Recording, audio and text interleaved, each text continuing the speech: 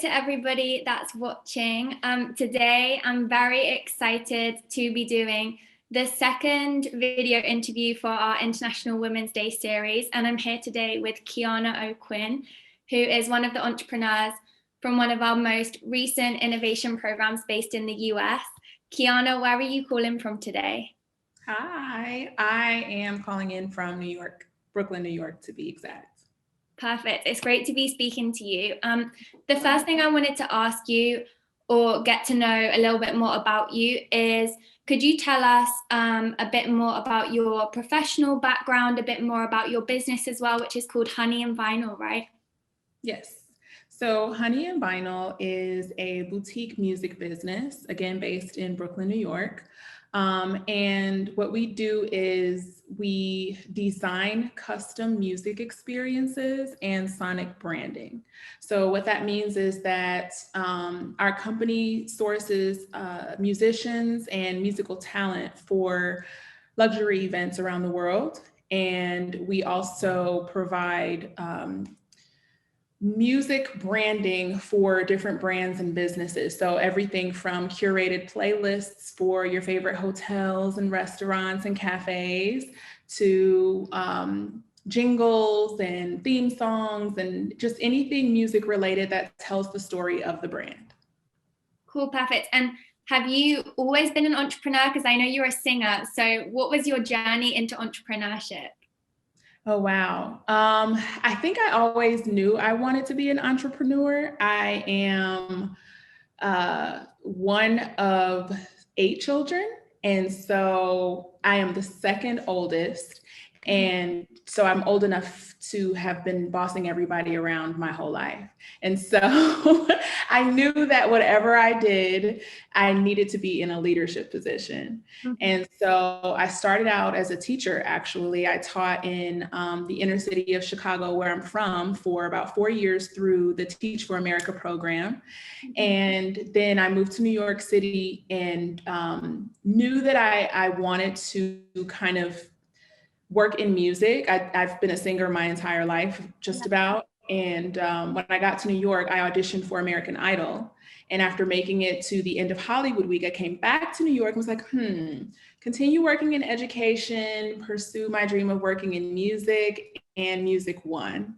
So I began working with large entertainment companies around the city who were, working in the same business that I currently am right now. And I just soaked up as much information as I possibly could. And in 2016, decided to go independent. And so Honey+Vinyl, that was the beginning of us, taking our big step into the world and doing the work that we do now. Cool, perfect. And then, so, obviously we're doing this interview in the spirit of International Women's Day. So the big question I really want to ask you is, why do you think female entrepreneurs are still missing out? That's a really good question. I think that for me, it boils down to access. Mm-hmm. And I think that a lot of the times there are barriers to access to funding, access to resources, access to human capital, access just to the information required to maintain and sustain a successful business. And so I'm really hoping that, along with some of the other changes, really great changes that are taking place in America and abroad, that's something that will, kind of make a change as well. Yeah, I'm also thinking about it as well. I think COVID has opened a lot of doors in terms of access online for a lot of women. And I think maybe entrepreneurship is something, when you see something like a course online, then you start getting into it and you start realizing you're really interested into it and this is actually maybe a career path you could follow. Mm-hmm. Where perhaps there are not a lot of people that wake up and say, hey, I want to take an entrepreneurship program. I want to be an entrepreneur. But I think these kind of online programs are increasing access for women. That's definitely something I've noticed recently. So that's really cool. Absolutely. During this time, one good thing that has come of it is that access has kind of shifted because people are spending way more time online, and businesses know that, learning institutions know that. And so they're making more information and opportunities available online. And so way more resources are at our fingertips than there were before. And so you've obviously had a really interesting entrepreneurship journey yourself, going independent, building up your business. So I wonder if you had any thoughts on how we can go about, both as individuals and organizations, trying to open the entrepreneurship space up for women and trying to increase the access. Absolutely. I've had a lot of time to think about this over the past year or so. And I say that and strongly believe that it comes down to three really key things, and that is sponsorship, mentorship, and exposure. And we kind of talked about that exposure component, a moment ago when we were discussing access, but the other side to that coin is that having access to the resources doesn't necessarily always give, women founders and entrepreneurs the exposure that they need for other people to know that they exist.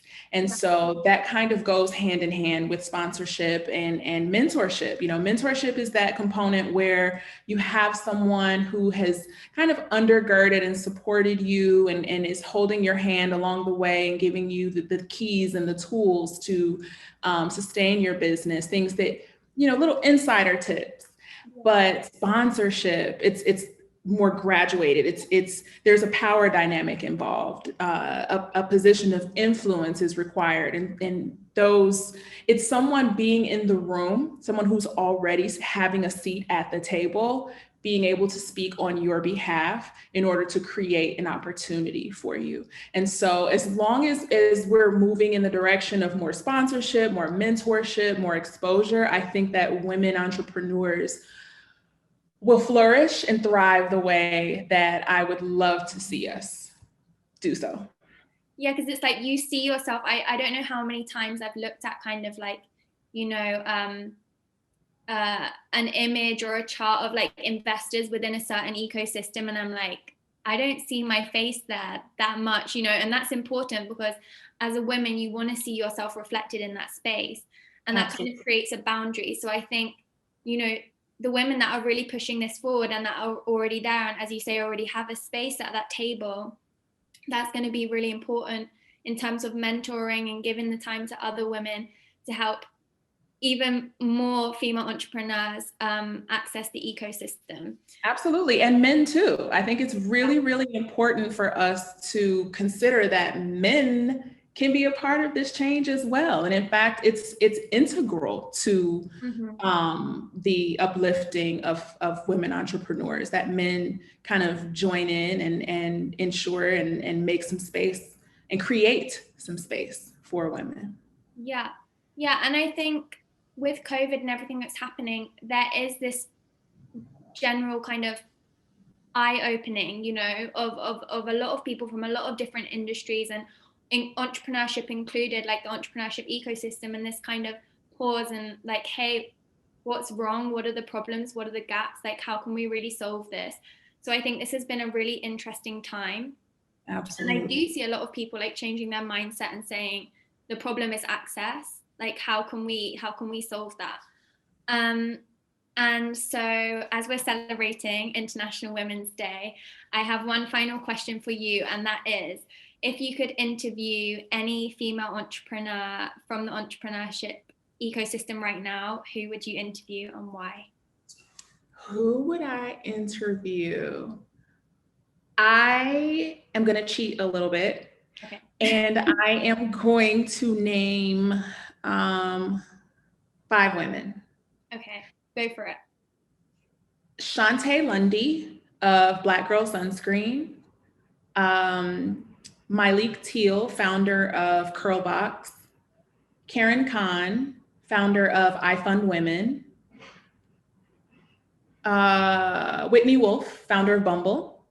And Mia Ray, founder of Glamaholic. And the reason I name all of those women, it's a nice mix of Black women, women of color, women of means, women of not much means, who all found a way to transmute the power of no. Whether, you know, they work in the fashion industry or the matchmaking industry, or, you know, I mentioned Karen Khan of I Fund Women, who is creating opportunities for more women founders to find the capital that they need. Yeah. Each of these women in one way or another were told that, you know, there was no space, or that there was no market for what it is they wanted to do, or that people weren't interested, or that they couldn't do it. And each of them in their own unique way found a way to make it happen anyway. And I think that that's admirable. And I'd love to sit down for brunch with all 5 of them. Me too. All around. Perfect. Well, that is the end of the interview. I'd actually love to link the names of those women below as well.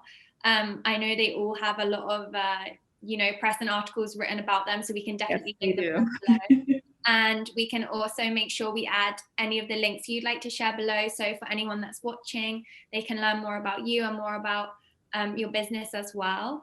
Thank you so much for being part of our celebration of International Women's Day and doing this interview. And it's been great to understand more about your business and your thoughts on women in the ecosystem. And yeah, it's been a pleasure. The pleasure is all mine. Thank you so much, Euphemia.